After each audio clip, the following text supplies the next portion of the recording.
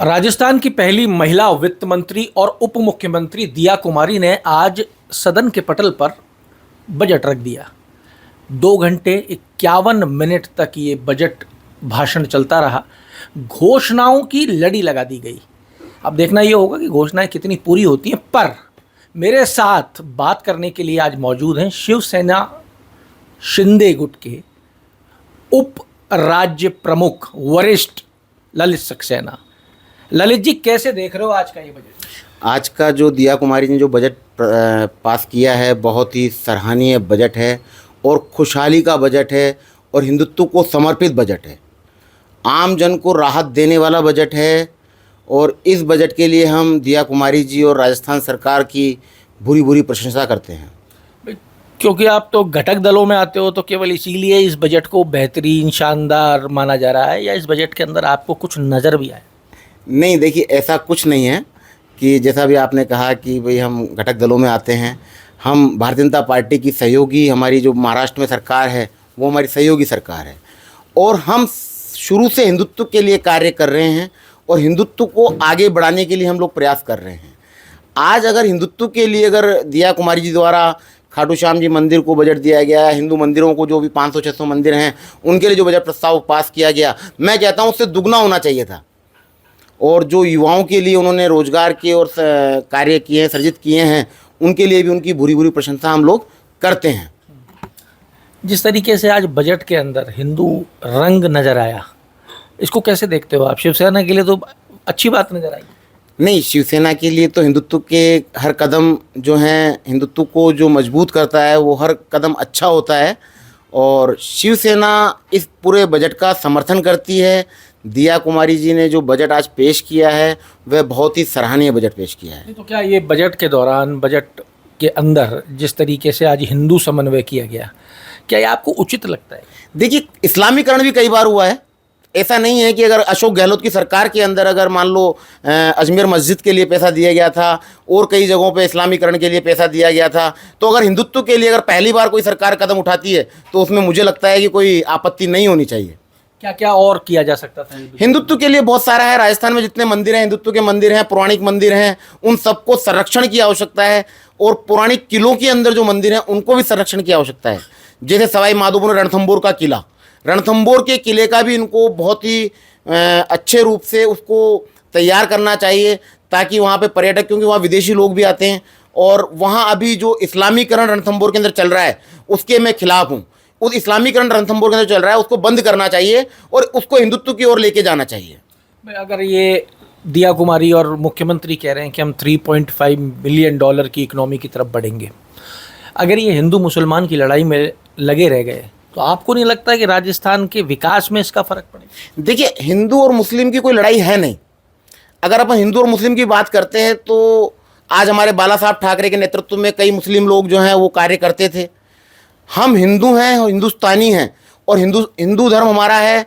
हिंदी और हिंदुस्तान ये एक होना चाहिए। जो भी अगर हिंदुस्तान के अंदर जन्म लेता है तो उसे वंदे मातरम भी कहना चाहिए और हिंदुत्व को अपना समर्थन भी देना चाहिए, क्योंकि हमारा जो भारत देश है वो एक हिंदुत्व के लिए सदैव तत्पर रहा है। यहाँ बहुत बहुत बड़े योद्धा, स्वामी विवेकानंद जी जैसे वीर यहाँ पैदा हुए हैं और उन्होंने बहुत अच्छा यहाँ पे किया है। सुभाष चंद्र बोस जैसे लोगों ने धर्म के प्रति अपनी आस्थाएं जताई हैं और जो भी यहाँ के राजा महाराजा थे वो शुरू से राजस्थान के अंदर मंदिरों पे बड़ा बड़ा ध्यान दिया है। आज आप जाके देखेंगे बड़े बड़े किलों के अंदर बड़े बड़े शिवलिंग प्राचीन काल के वो मतलब बिना पूजा के रखे हुए हैं, तो उन पे पूजा होना बड़ा अनिवार्य है और क्योंकि पूजा नहीं हो रही है इसलिए राजस्थान का विकास भी नहीं हो पा रहा है।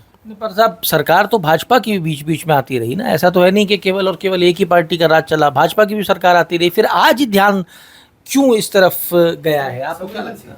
देखिए, भाजपा की सरकार पहले भी आई है, मगर अब जो हमारे राजस्थान की सरकार है वो केंद्र सरकार के नेतृत्व में कार्य कर रही है और केंद्र सरकार से यहाँ पे जो भी प्लानिंग्स आ रही हैं, जो विदेशों से हमारी प्लानिंग्स आ रही हैं, उस तर्ज पे हम राजस्थान को तैयार करवा रहे हैं। इस बजट को कितने नंबर देते हो? 10 में से? 10 में से 10 नंबर देते हैं हम तो, और अगर 11 हो सकते हैं तो 11 भी दे सकते हैं। बहुत अच्छा बजट है, सराहनीय बजट है। युवाओं का, बेरोजगारी का, बहुत बढ़िया, महिला सुरक्षा के जो मुद्दे लेके भाजपा चली थी, क्या उन मुद्दों को आपको लगता है कवर किया गया है इस बजट में? बिल्कुल किया गया है, हर मुद्दे को इसमें कवर किया गया है। युवाओं को रोजगार की बात भी कही गई है। वहीं मैं इस बजट में एक ध्यान दिलाना चाहूँगा कि हमारे कायस्थ समाज के जितने भी पौराणिक मंदिर हैं, उन मंदिरों पे भी सरकार को ध्यान देना चाहिए था।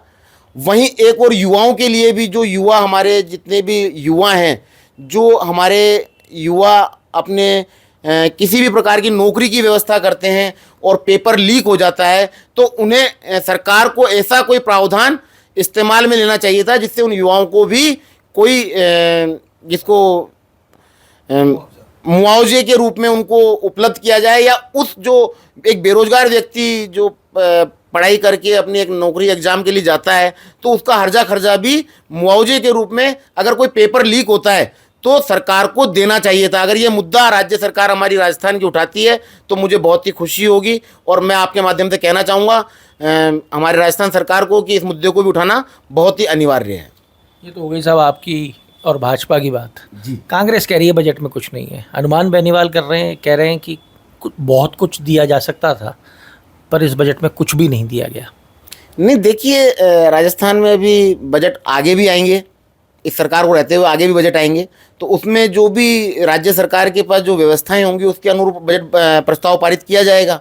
और मेरे जो ख्याल से ये बजट बहुत ही अच्छा बजट है।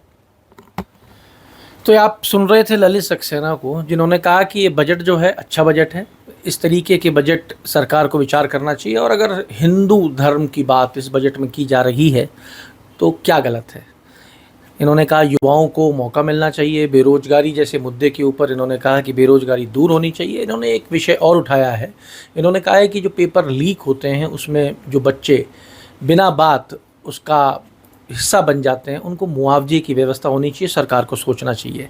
जब बात मंदिरों की हो रही है प्रदेश के अंदर, जब बात बड़े मंदिरों की जीर्णोद्धार की हो रही है, तो ललित सक्सेना ने कहा है कि कायस्थ समाज के मंदिर, चित्रगुप्त भगवान के मंदिरों को भी सरकार को उस श्रेणी में लेके आना चाहिए। सरकार तक बात पहुंचती है तो सरकार विचार करे। अमर उजाला के लिए जयपुर से मैं आशीष। अगर आप ये वीडियो YouTube पर देख रहे हैं तो हमारे चैनल को सब्सक्राइब करें और बेल आइकन को दबाना ना भूलें। अगर आप Facebook पर ये वीडियो देख रहे हैं तो हमारे पेज को लाइक करें।